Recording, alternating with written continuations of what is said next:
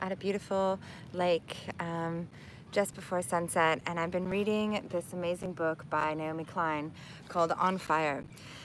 And I'm here at the lake with some friends, and I wasn't able to read my book because we were chatting, so I thought I would just read aloud to them so that I was able to be social and engage with my friends, but also reading my book. And it gave me an idea that perhaps this might be a nice way for us all to kind of consume some literature about our changing climate and planet together, and in an easy and digestible way. So the introduction alone on this set of essays about our climate is 50 pages long. So I just thought I'd read aloud to you a little bit by bit from this book. So introduction, we are the wildfire. I hope you enjoy. Just maybe open your laptop, get comfy, and sit back and enjoy. On a Friday in mid-March 2019, they streamed out of schools in little rivulets, burbling with excitement and defiance at an illicit act of truancy. The little streams emptied onto grand avenues and boulevards where they combined with the other flows of chanting and chatting children and teens, dressed in leopard leggings and crisp uniforms and everything in between. Soon the rivulets were rushing rivers, 100,000 bodies in Milan, 40,000 in Paris, 150,000 in Montreal. Cardboard signs bobbed above the surf of humanity. There is no planet B. Don't burn our future. The house is on fire. Some placards were more intricate. In New York City, a girl held up a lush painting of delicate bumblebees, flowers, and jungle animals. From a distance, it looked like a school project on biodiversity. Up close, it was lament for a sixth mass extinction. 45% of insects lost to climate change. 60% of animals have disappeared in the last 50 years.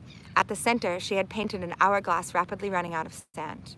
For the young people who participated in the first ever global school strike for climate, learning has become a radicalizing act. In early readers' textbooks and big-budget documentary films, they learned of the existence of ancient glaciers, dazzling coral reefs, and exotic mammals that make up our planet's many marvels. And then, almost simultaneously, from teachers, older siblings, or sequels to those same films, they discovered that much of this wonder has already disappeared, and much of the rest of it will be on the extinction block before they hit their 30s. But it wasn't only learning about climate change that moved these young people to march out of class en masse. For a great many of them, it was also living it. Outside the legislature building, in Cape Town, South Africa, outside the legislature building in Cape Town, South Africa, hundreds of young strikers chanted at their elected leaders to stop approving new fossil fuel projects. It was just 1 year ago that the city of 4 million people was in the clutches of such severe drought that 3/4 of the population faced the prospect of turning on the tap and having nothing come out at all. Cape Town is approaching drought day 0, read a typical headline. Climate change for these kids was not something to read about in books or to fear off in the distance. It was as present as urgent as thirst itself. The same was true at the climate strike on the Pacific island nation of Vanuatu, where residents live in fear of further coastal erosion. Their Pacific neighbor, the Solomon Islands, has already lost 5 small islands to rising water, with 6 more at severe risk of disappearing forever. Raise your voice, not the sea level, the students chanted. In New York City, 10,000 kids from dozens of schools found one another in Columbus Circle and proceeded to march to Trump Tower, chanting, "Money won't matter when we're dead." The older teens in the crowd had vivid memories of when Superstorm Sandy slammed into their coastal city in 2012. "My house got flooded and I was so confused," recalled Rogers, and it really made me look into it because you don't learn these things in school.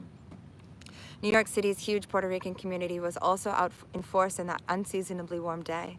Some kids arrived draped in the island's flag, a reminder of the relatives and friends still suffering in the aftermath of Hurricane Maria, the 2017 storm that knocked out electricity and water in large parts of the territory for the better part of a year, a total infrastructure breakdown that took the lives of roughly 3,000 people.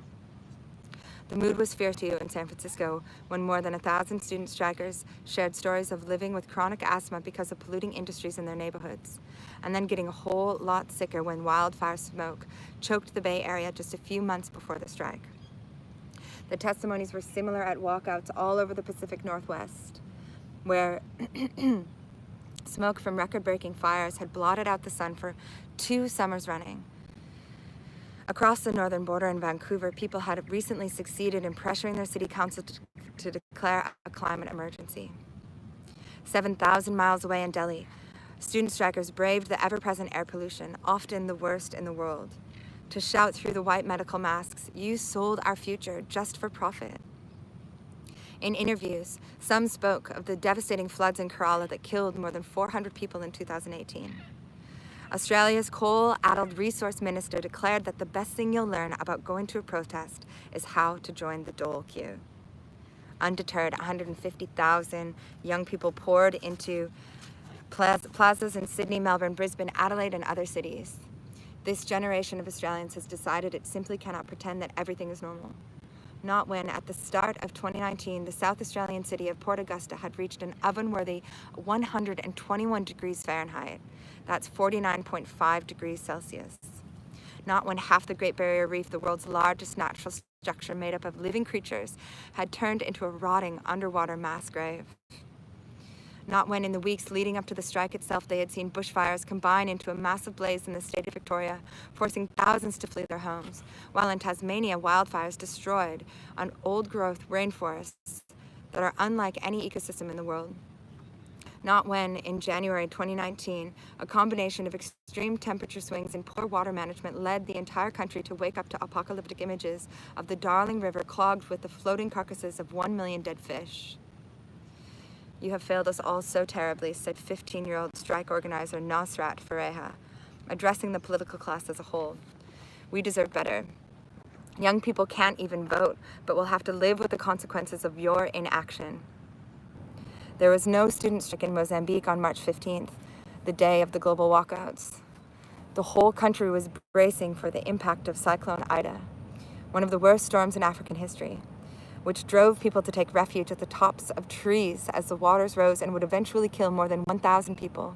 And then, just 6 weeks later, while it was still clearing the rubble, Mozambique would be hit by Cyclone Kenneth, yet another record-breaking storm.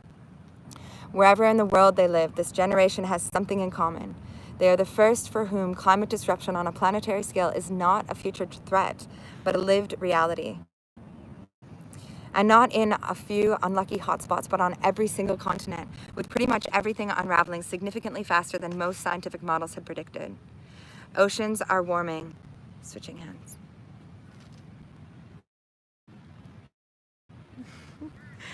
Oceans are warming 40% faster than the United Nations predicted just 5 years ago. And a sweeping study on the state of the Arctic published in April 2019 in Environmental Research Letters, led by renowned glaciologist Jason Box, found that ice in various forms is melting so rapidly that the Arctic biophysical system is now clearly trending away from its 20th century state into an unprecedented state, with implications not only within but also beyond the Arctic. In May 2019, the United Nations Intergovernmental Science Policy Platform on Biodiversity and Ecosystem Services published a report about the startling loss of wildlife around the world, warning that 1 million species of animals and plants are at risk of extinction. "The health of ecosystems on which we and all other species depend is deteriorating more rapidly than ever," said the platform's chair, Robert Watson. "We are eroding the very foundations of economies, livelihoods, food security, health, and quality of life worldwide. We have lost time. We must act now." And so, just as U.S. school children now grow up practicing active school shooter drills, starting in kindergarten, many of these students have had school days canceled because of wildfire smoke, or learned to pack an evacuation bag ahead of hurricanes. A great many children have been forced to leave their homes for good because prolonged drought destroyed their parents' livelihood in Guatemala, or contributed to the outbreak of civil war in Syria. It has been over 3 decades since governments and scientists started officially meeting to discuss the need to lower greenhouse gas emissions to avoid the dangers of climate breakdown. 3 decades. In the intervening years, we have heard countless appeals for action that involve the children, the grandchildren, and generations to come. We were told that we owed it to them to move swiftly and embrace change. We were warned that we were failing in our most sacred duty to protect them. It was predicted that they would judge us harshly if we failed to act on their behalf.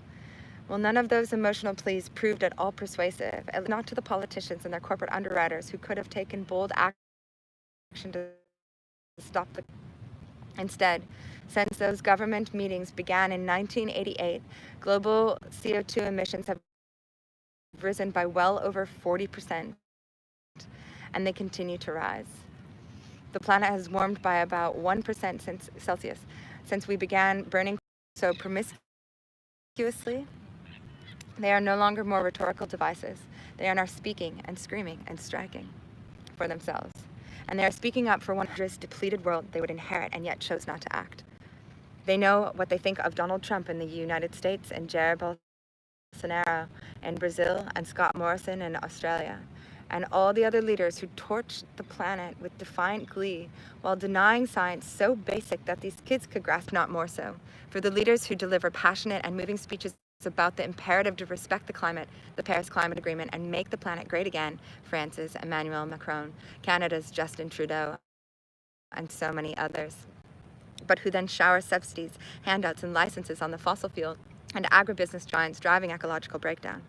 Young people around the world are cracking open the heart of the climate crisis, speaking of a deep longing for a future they thought they had, but that is disappearing with each day that adults fail to act on the reality that we are in an emergency. This is the power of the youth climate movement. Unlike so many adults in positions of authority, they have not yet been trained to mask the unfathomable stakes of our moment in the language of bureaucracy and overcomplexity. They understand that they are fighting for the fundamental right to live full lives.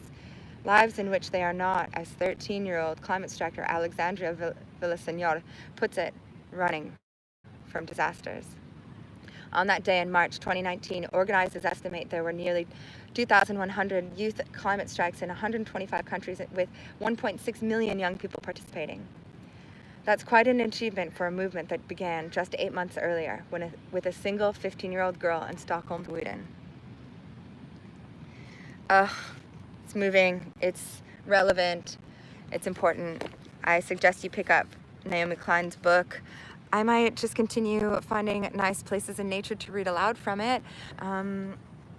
Yeah, let's talk about this with our family and friends and coworkers and everybody. It's important that we normalize talking about the climate emergency and that we start pushing for action now, and that we also take action ourselves, that we stop carrying on as business as usual. We can't. We're seeing the effects of the climate changing everywhere on every continent, and it's important that we all take drastic measures. We might be a little bit uncomfortable for the next year or so in order to be comfortable later in our lives, but better than rushing into disaster blindly without acknowledging the science that is showing what's truly happening in our world. Let's be inspired and empowered by this information, by the science, by the truth, and share it with each other. Subscribe to my channel for more of this stuff, as well as practical tips on how to live plastic free. Also Instagram, Plastic Free Mermaid, and my website, iPutPlastics.com. Thanks for tuning in, and have a great day. And